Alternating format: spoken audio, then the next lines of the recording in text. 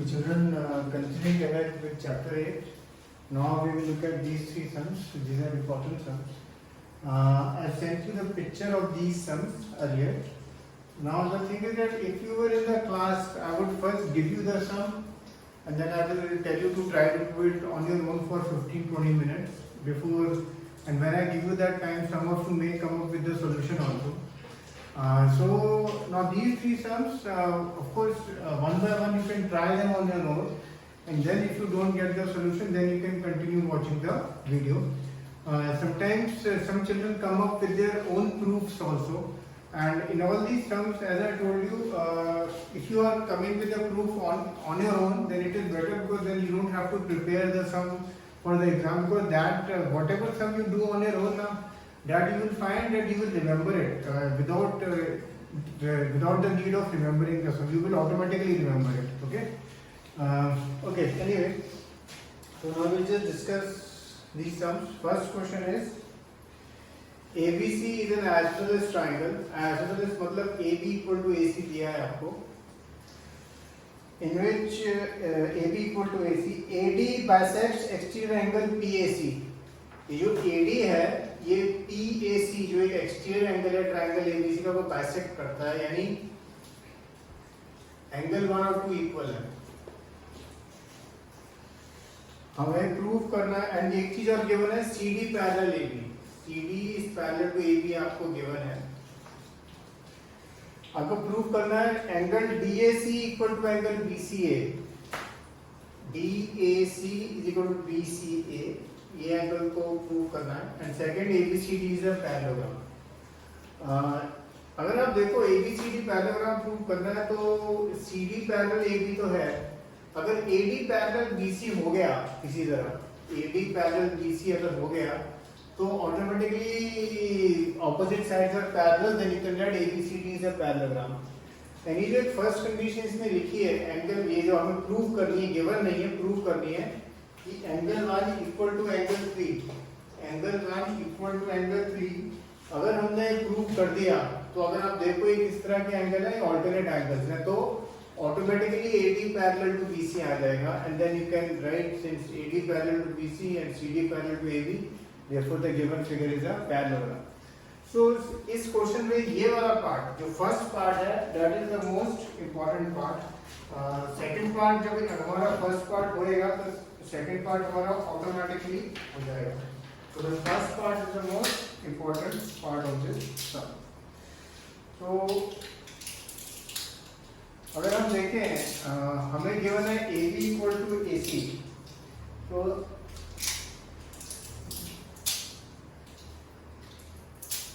if AB is equal to AC in triangle ABC, then कौन से angle equal होंगे? If AB equal to AC है triangle ABC में, CC, then which angles will be equal? Angle 3 and angle 4. Angle 3 will be equal to angle 4, और reason क्या है? Angles opposite to equal sides are equal. और एक चीज अगर हम और देखें, angle 4 plus angle 3, angle 4 plus angle 3 equal to which angle? Angle PAC. और वो क्यों है? क्योंकि ये वो एक्सटीरियर एंगल है. तो यहाँ पे ट्रायंगल का नाम भी लिखना आप लोग और कंडीशन भी लिखना.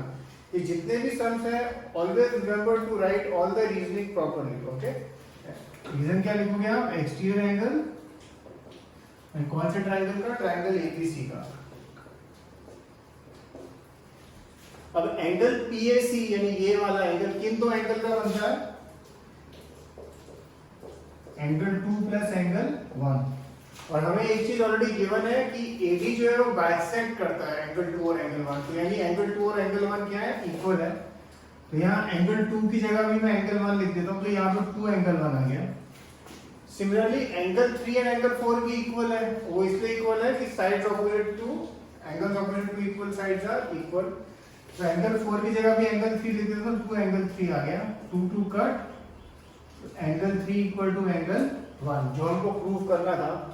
And but if angle 3 equal to angle 1, तो आप देखो किस तरह के एंगल है ये? Alternate angles. Therefore AD parallel BC, and if AD parallel BC and CD parallel AB already है, तो आप फिर लिखेंगे सेकंड पार्ट के लिए as AD parallel to BC, CD parallel to AB, therefore opposite sides are parallel, therefore the given figure is a parallelogram. So काफी सारे sums में मेन पार्ट होता है फर्स्ट पार्ट, सेकंड पार्ट आप देखेंगे जैसे इस समय ऑटोमेटिकली होता जाता है। Anyway, so this is one sum. Second sum एक ये है क्वेश्चन नंबर 2, इसमें लिखा है two parallel lines L and M are intersected by a transversal T। ये एक लाइन L है, एक ये लाइन M है, ये पैरेलल है, ये लाइंस पैरेलल है and it is intersected by a transversal T। Show that the quadrilateral formed by the bisectors of interior angles is a rectangle। ये जो लाइंस हैं AB, BC, CD और AD, ये एंगल बाइसेक्टर है। Angle bisector मतलब ये angle और ये एंगल इक्वल, ये और ये इक्वल, ये और ये इक्वल एंड ये इक्वल। जैसे अगर मैं नेमिंग करूं 1 2 3 4 5 6 7 8, एंगल 1 और 2 इक्वल है, एंगल 3 और एंगल 4 इक्वल है, एंगल 5 और एंगल 6 इक्वल है, एंगल 7 और एंगल 8 इक्वल है। और हमको प्रूव करना है ABCD इज अ रेक्टेंगल। ठीक है, अच्छा रेक्टेंगल की डेफिनेशन बेसिकली क्या है? It is a parallelogram in which one angle is 90 degree. ये basic definition. A parallelogram in which one angle is 90, तो मतलब अगर हमने ये ABCD को पैरेललोग्राम प्रूव कर दिया पहली चीज, एंड फिर कोई भी एक एंगल 90, जो एंगल है ये या तो ये वाला एंगल या ये कोई भी एक एंगल हमने 90 प्रूव कर दिया तो हमारा काम हो जाएगा। इसमें 90 प्रूव करने के बहुत सारे मेथड्स हैं एंड सबसे पहले हम देख लेते हैं ये पैरेललोग्राम कैसे प्रूव करेंगे। अगर आप देखो angle PAC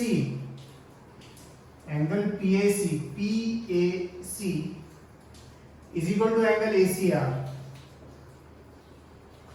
angle PAC is equal to ACR। Reason क्या है? किस तरह के एंगल्स हैं? Alternate angles. और ये क्यों इक्वल है? क्योंकि आपको गिवन है L is parallel to M या PS पैरेलल टू QR। ये चीज आपको गिवन है क्वेश्चन में। तो यानी आप लिख सकते हैं angle 1 plus angle 2 is equal to angle 7 plus angle 8।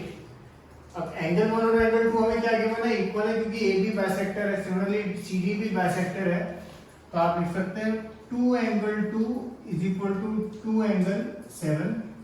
And 2 angle 2 कैसे है? एंगल 1 की जगह भी 2 लिखा, और 2 एंगल 7 कैसे है? एंगल 8 की जगह भी एंगल 7 लिखा। ये 2 2 कट, तो angle 2 equal to angle 7। But अगर एंगल 2 इक्वल टू एंगल 7 है, किस तरह के एंगल्स हैं ये? Alternate interior angles. और therefore AB parallel to CD। Similarly अब आप दूसरा वाला आप लोग अपने आप देखना जिसमें आप शो करना angle 4 equal to angle 5।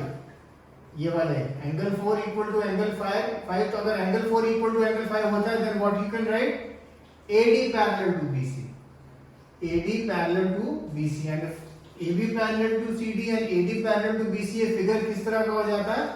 Parallelogram, because opposite sides are parallel, therefore ये आपका पैरेललोग्राम हो जाएगा। तो फर्स्ट स्टेप हो जाएगा कि इसको हमने पैरेललोग्राम प्रूव कर दिया। अब सेकंड स्टेप, कोई भी एक एंगल 90 प्रूव कर दो। उसको करने के 2-3 तरीके हैं। एक सबसे फास्ट तरीका है 6 + 5 + 7 + 8। एंगल 6 + एंगल 5 + एंगल 7 + एंगल 8, वो कितना होता है? 180, because angles on a straight line. अब एंगल 5 और एंगल 6 इक्वल है, एंगल 7 और एंगल 8 भी इक्वल है क्योंकि बाइसेक्टर है। तो 2 angle 5 plus 2 angle 7 is equal to 180। 2 common निकाल के नीचे बाहर चला गया, तो angle 5 plus angle 7 is equal to 90। यानी ये वाला एंगल C जो है, ये वाला BCD 90 आ गया। और भी तरीके इसके, angle 1 plus angle 2 plus angle 5 plus angle 6 क्या होता है? 180, बिकॉज कोई इंटीरियर एंगल्स हैं। और फिर एंगल 1 और एंगल 2 इक्वल है, तो एंगल 5 और एंगल 6 इक्वल है, तो एंगल 2 प्लस एंगल 5 90 आ जाएगा। और फिर ट्रायंगल प्रॉपर्टी लगा के आप ये 90 निकाल सकते हैं। ये हल्का सा इसमें एक दो स्टेप एक्स्ट्रा है अगर आप ये मेथड यूज करेंगे। ये वाले मेथड जल्दी होता है, तो आप कोई भी मेथड आप यूज कर सकते हैं। जब भी कोई भी प्रूविंग वाला सम्स है, as long as you are writing the steps correctly, you can use any method you wish. You can use your own method also, and if you have any other method also, okay, it's totally acceptable. आप कुछ भी कर सकते हैं as long as you are getting the proof correctly and following all the steps, okay, writing all the steps, okay.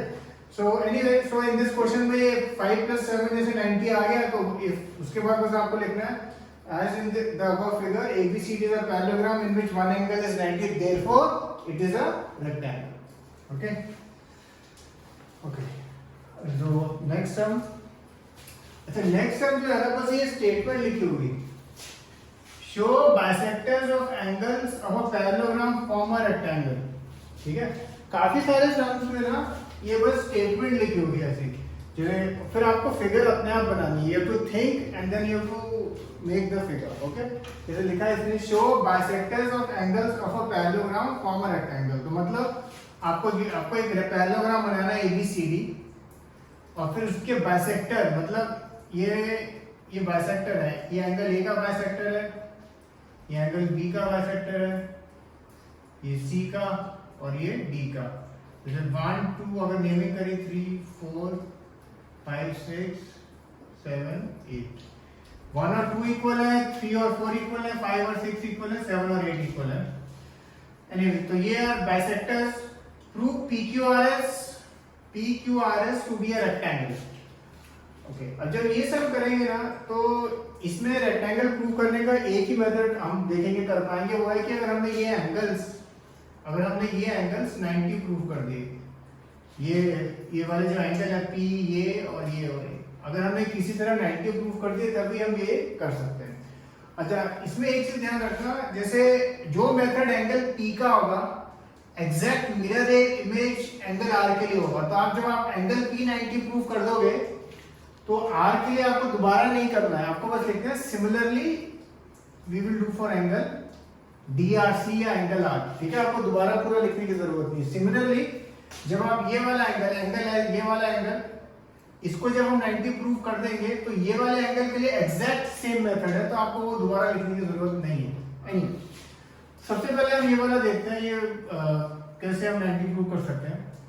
हमें इस question में ये गिवन है, ये पैरेललोग्राम है, दिस इज गिवन, तो angle 1 plus angle A plus angle B basically क्या बनता है 180। ये वाला एंगल और ये वाला एंगल 180, बिकॉज इंटीरियर एंगल्स का सम कितना होता है 180। एंगल A बनता है angle 1 plus angle 2, angle B बनता है angle 3 plus angle 4 equal to 180। अब मैं क्या करता हूं, एंगल 1 और 2 क्या है इक्वल है, तो 2 एंगल 2, एंगल 3 और 4 भी इक्वल है, तो 2 एंगल 3 इक्वल टू 180। तो फॉर एंगल 2 प्लस एंगल 3 कितना आ गया मेरा 90। और अगर एंगल 2 प्लस एंगल 3 90 है, तो ट्रायंगल एपीबी में आप काम करेंगे, triangle APB angle 2 plus angle 3 plus angle P is equal to 180। Therefore angle 2 plus angle 3 की वैल्यू जब आप 90 डालेंगे तो P ऑटोमेटिक 90 आ जाएगा, ओके। एंगल R के लिए आपको दोबारा आप ये करने की जरूरत नहीं, आप बस सिमिलरली लिख सकते हैं, similarly angle R is equal to 90, okay. So ये था P का मेथड, और उसी से एग्जैक्ट मेथड हम R का निकालेंगे। अब बचा ये वाला एंगल DSA, एंगल ये वाला, इसको हमें 90 प्रूव करना है। अच्छा, इसमें अगर आप देखो, अगर आपने एंगल DSA ये वाला DSA इसको 90 प्रूव कर दिया, तो ये वर्टिकली ऑपोजिट एंगल है PSR और DSA, तो ये ऑटोमेटिकली 90 आ जाएगा। और वो अगर आप देखो angle 7 plus angle 8 plus angle 1 plus angle 2, angle 7 plus angle 8 plus angle 1 plus angle 2 वो कितना होता है 180। अगेन सेम रीजनिंग लिखते जाना हर एक जगह, रिमेंबर दैट। क्या रीजन है, AB parallel DC, interior angles अगर कोई इंटीरियर एंगल्स है, कोई इंटीरियर एंगल्स का सम कितना होता है 180। सिमिलरली अब एंगल 1 और एंगल 2 इक्वल है, एंगल 7 और 8 इक्वल है, तो 2 angle 8 plus 2 angle 1 is equal to 180, और angle 8 plus angle 1 is equal to 90। 2 common निकाल के नीचे जाता है, and if angle 8 plus angle 1 90 आता है, तो ट्राइंगल डीएसए में अगर आप काम करेंगे, ट्राइंगल डीएसए में आप काम करेंगे, angle 8 plus angle 1 plus DSA is equal to 180, तो फिर डीएसए कितना आ जाएगा हमारा 90 डिग्री। और एक बार जब डीएसए 90 डिग्री आ गया, फिर आप लिखेंगे angle DSA is equal to angle PSR, और रीजन वर्टिकली ऑपोजिट एंगल्स, तो देयरफॉर ये भी 90 आ जाएगा। अब जैसे मैंने कहा एग्जैक्ट यही स्टेप क्यू के लिए, तो आपको दोबारा लिखने की पूरा जरूरत नहीं है, just following similarly you can write angle PQR to be 90। Of course PQR 90 निकालने का एक तरीका और ये भी है कि अगर आप देखो पीक्यूएसआर इज अ क्वाड्रिलैटरल और तीन एंगल 90 आ गए हैं and sum of angles of a quadrilateral 360 होता है, तो आप उस मेथड से भी आप चाहो तो आप लिख सकते हो।